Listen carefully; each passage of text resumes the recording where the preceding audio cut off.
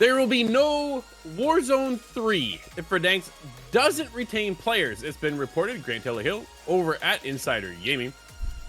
It has been claimed by a predominant leaker for Call of Duty, of course. It is none other than, I believe it's Hope, the Ghost of Hope we hear often from, right? Call of Duty 2026, if Verdansk revived fails to retain enough players. This includes enough those currently playing or those returning to the map's revival next month. Michael, before we continue on, what's your hype level for Verdansk returning?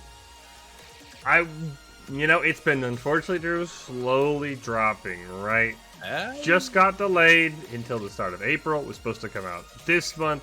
The current Warzone has been very mid because I think the problem is I just don't think they're going to recapture what it was in 2020. There was a ton of circumstances that kept people at home.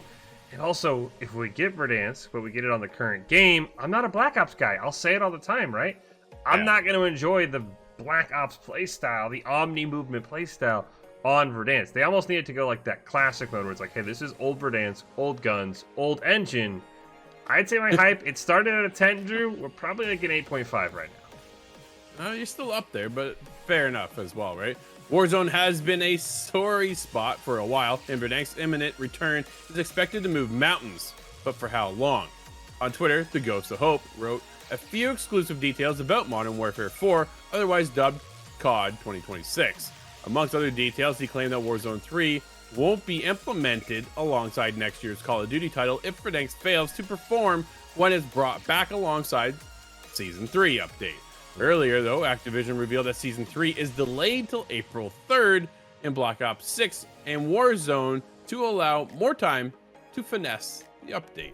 In March 2020, Call of Duty Warzone was released to an overwhelmingly positive reception, with tens of millions of gamers worldwide pouring through hearts and souls into the Battle Royale. It changed the face of Call of Duty, creating an entirely new ecosystem that stood at the top of the genre for quite some time.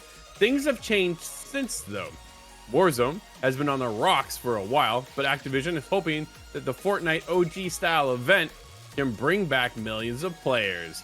It was claimed recently, also by the Ghost of Hope, that Verdansk will return as it was in 2020, which is the surest best and be the blast that many players have been looking for. Is that enough, though, Michael? I don't know, dude. I think Warzone's just in trouble all around.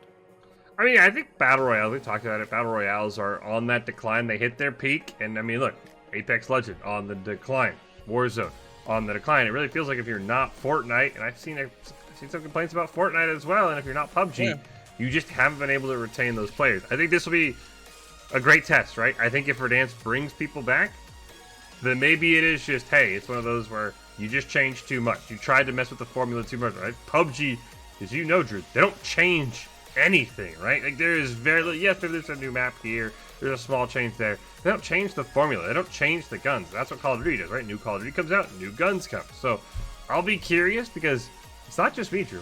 It's a lot of Call of Duty content creators that I used to watch. Say, all right, what do they say is, what's the meta? What do I play? They don't play Warzone anymore, right? They're just like, I don't enjoy the game.